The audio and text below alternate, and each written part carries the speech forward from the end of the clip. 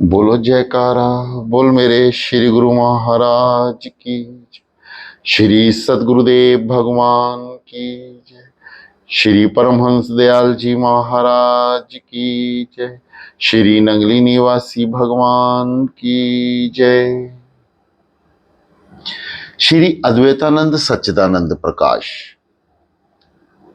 आगे एक व्यक्ति ने कहा कि कुछ मनुष्य ऐसे हैं जिनसे सच्ची बात भी कही जाए तो वे नहीं मानते। कुछ ऐसे हैं जो सत्य को शीघ्र ग्रहण कर लेते हैं और कुछ ऐसे हैं जो सत्य को जानते और मानते हुए भी उल्टे मार्ग पर चले जाते हैं। इसका कारण क्या है? श्री महाराज जी ने फरमाया कि अंतःकरण तो एक ही है, परंतु कर्म के अनुसार उसके चार भाग माने जाते हैं।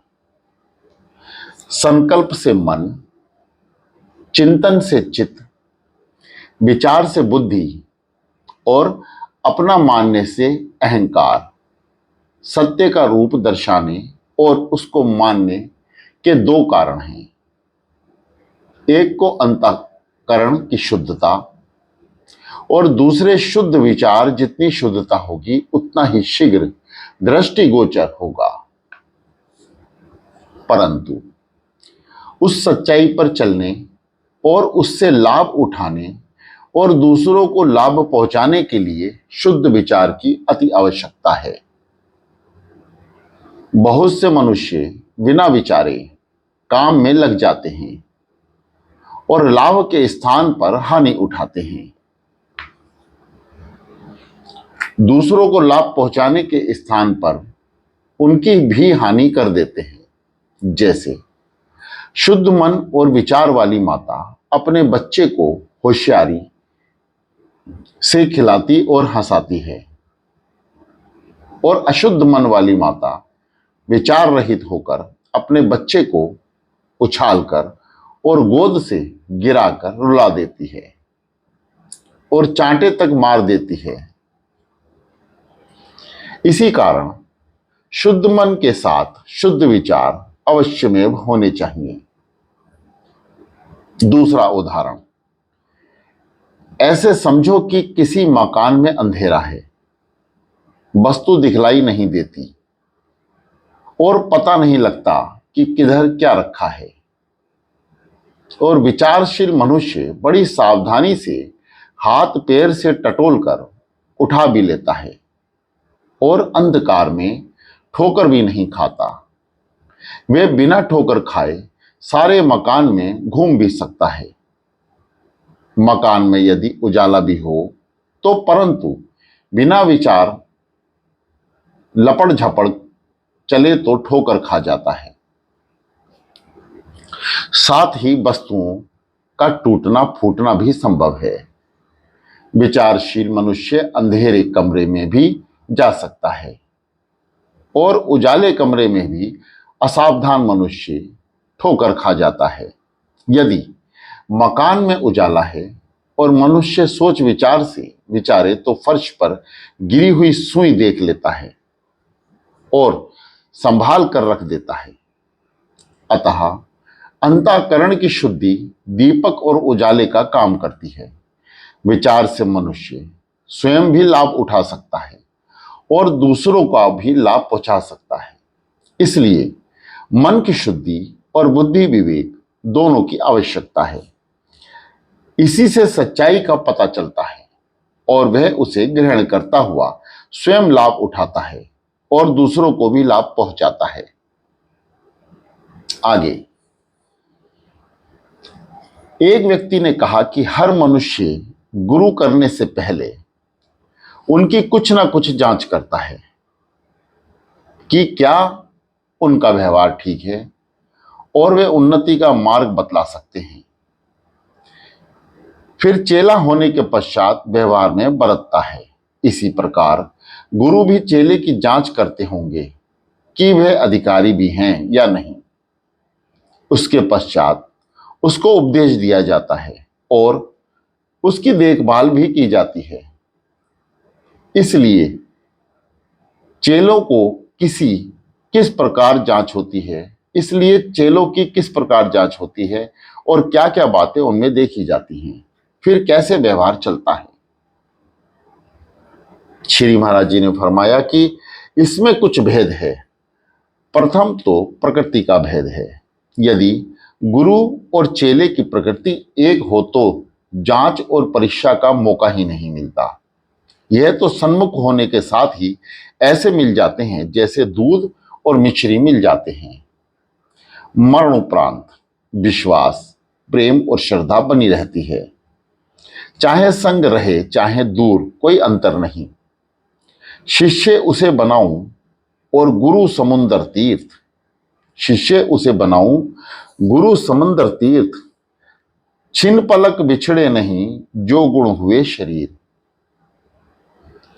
यदि प्रकृति में भेद हो तो देखते हैं कि कितना अंतर है। बहुत अंतर होते हुए भी श्रद्धा देखी जाती है। यदि इस मनुष्य में श्रद्धा और विश्वास दोनों हैं तो जो काम बतलाया जाएगा उसको करेगा, जिससे शीघ्र उन्नति होगी। यह भी देखा जाता है कि शारीरिक और मानसिक स्थिति कैसी है। अगर वे विधि करने योग्य नहीं तो ऐसी विधि बतलाई जाती है जिससे शरीर ठीक काम कर सके। प्रकृति के तीन भेद सत्य, रज, तम हैं और उन्हीं के अनुसार कर्म ठीक तरह से बनते हैं। अगर गुरु और चेला दोनों की प्रकृति तामसी है तो दिन भर कहा सुनी और खींचातानी होती रहेगी, परंतु दोनों में से एक भी अलग ना होगा। यदि अधिक कहा सुनी हो गई और उनमें से एक जाने को भी तैयार हुआ तो दूसरा उसको मना लेगा और अरे भाई, आपस में ऐसी तो होती ही रहती है। जहां चार बर्तन होते हैं खटकते ही हैं। कभी तुमको क्रोध आ गया और तुमने कुछ बातें कह दी तो हमें सहन कर लेनी चाहिए। कभी हम चाहें, कभी हम कहें तो तुम सहन कर लें। ऐसा ही काम चलता है। ऐसा कहा और मेल हो गया और बांधा बिस्तर खुल हो गया। यदि दोनों की प्रकृति राजसी है तो दोनों मिलकर मौज मेला करते हैं। इसमें ईर्ष्या और ठाह बनी रहता है और एक ही बनिस्पत दूसरा अधिक भोग की चाहना करता है। एक कहता है कि गुरुजी बहुत खर्च करते हैं, दूसरा कहता है कि ये चेला घर फूंका तमाशा देखने वाला है। इसी तरह काम चलता रहता है। कुछ विरोध और कुछ कहासुनी तब होती है जब एक दूसरे के भोगों में देखने वाला है, जब एक दूसरे के भोगों में हस्तक्षेप करता है, परंतु फिर भी मिलकर बचती है। जब गुरु चेला दोनों की प्रकृति सात्विक है फिर तो बात ही क्या है। वहां दोनों ओर से प्रेम, श्रद्धा और विश्वास से सब काम ठीक चलता है। उदाहरण के तौर पर जैसे हाल में राय साहब, सालिग्राम जी और उनके गुरु महाराज हुए, परंतु प्रकृति में चाहे समानता हो चाहे अंतर हो, गुरु का धर्म यही है कि चेले को शुभ मार्ग पर चलाए और उसे आत्मोन्नति के साधन में लगाए। यदि साधन चेले की प्रकृति अनुसार हुआ तो वह उसे कर भी लेगा और डटा भी रहेगा।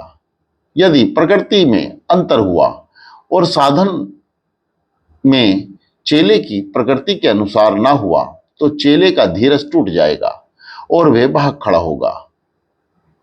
गुरु और चेला दोनों में ऐसा भी होता है कि गधा शेर की खाल पहन ले और भेड़िया बकरी की खाल ओढ़ ले, परंतु जब स्वभाव अंतर में जोर करता है तो बात खुल जाती है और आपस में वियोग हो जाता है। तब एक दूसरे को निंदा करते रहते हैं। आगे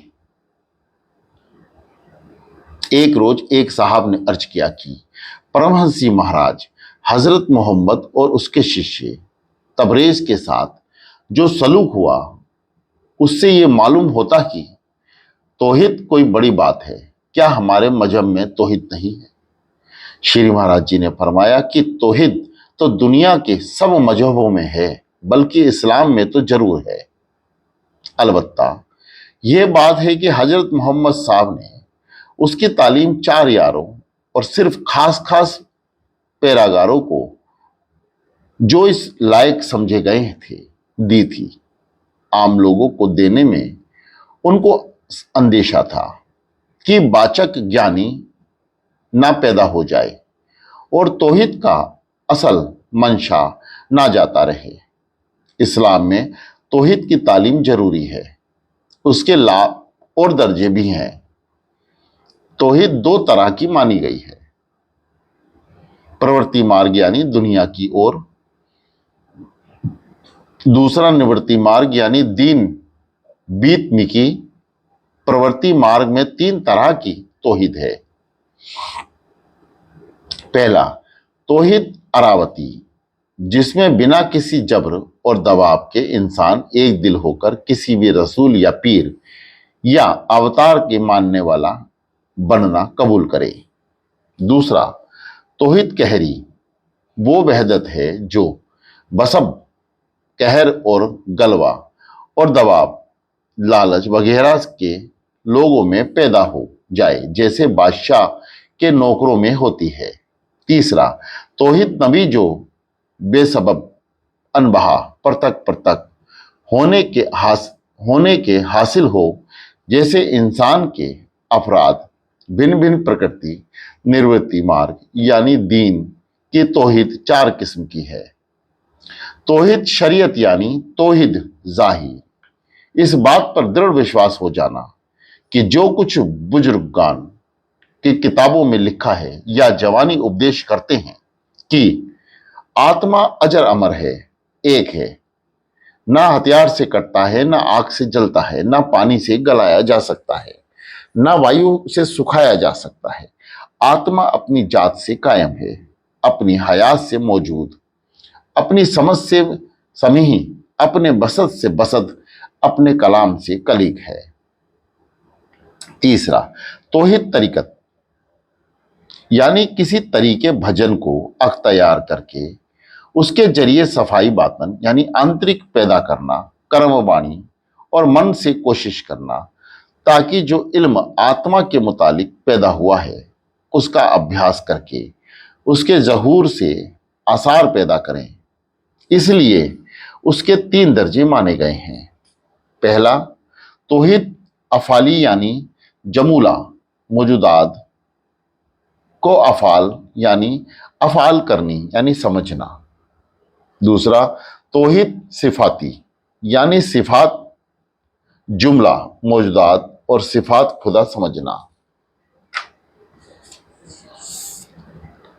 तीसरा, तौहीद जाती यानी वजूद जुमला मौजूदात जो जैदे खुदा यकीन करना।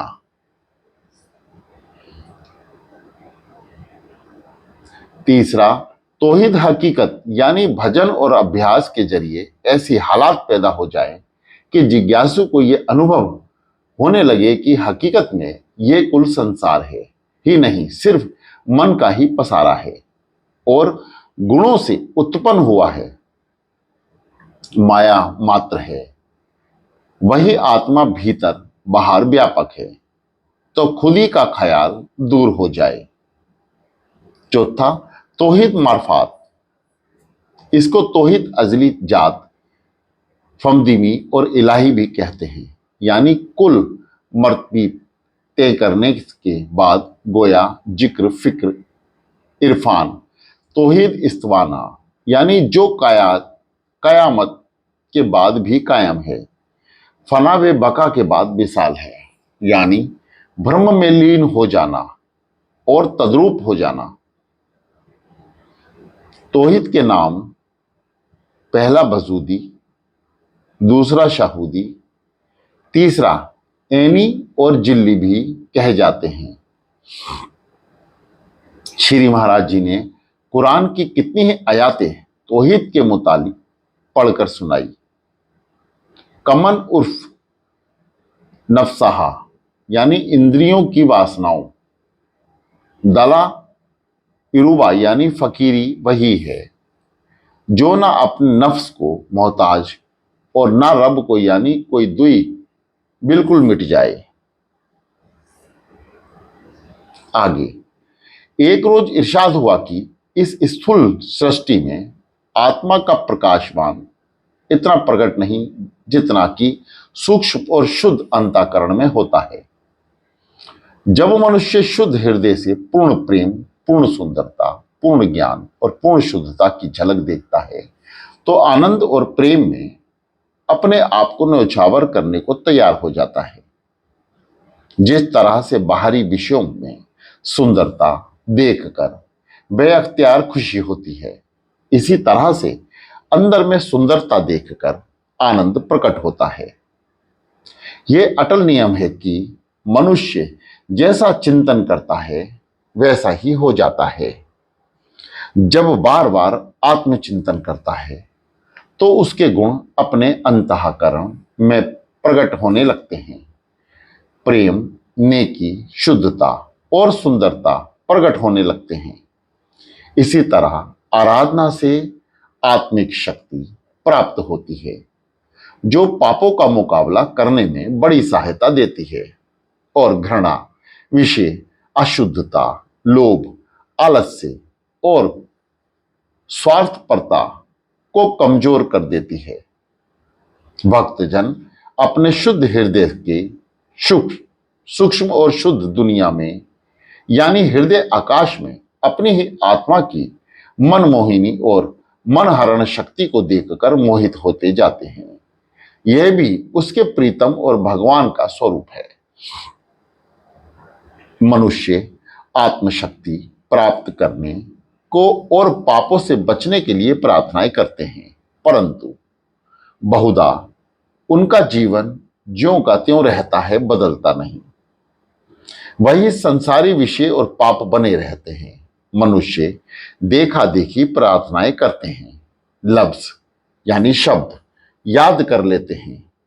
प्रार्थना दूसरी यानी भाषा में होती है जिनका आशय समझ में नहीं आता तो भी लंबी चौड़ी होती है, बहुत रोचक और सुंदर शब्दों में रची और बोली जाती है कि सुनने वाले दंग रह जाते हैं। उनको मानसिक सुख जरूर होता है परंतु वृत्ति नहीं बदलती, ना पापों से पीछा छूटता है। प्रार्थना में एकांत बेहतर होती है। शरीर के सुख जरूरी होता है परंतु वृत्ति नहीं बदलती, ना पापों से पीछा छूटता है। प्रार्थना में एकांत बेहतर होती है। शरीर के एकांत के साथ मन में भी मनन होने पाए। प्रार्थना बोल के भी होती है। बाजे तो इतने जोर से बोलते हैं कि अंतर की आवाज को सुनते ही नहीं, परंतु चुपचाप मन से प्रार्थना की बात ही क्या है। अपनी हस्ती को तीन गुणों की सूरत में अपने अंतःकरण में देखने की कोशिश करनी चाहिए। मैं हूं, तू है, वो है, तप्त मसीह जब तू है का अनुभव करेगा तो सब वहम मिट जाएगा। बोलो जयकारा, बोलो मेरे श्री गुरु महाराज की जय।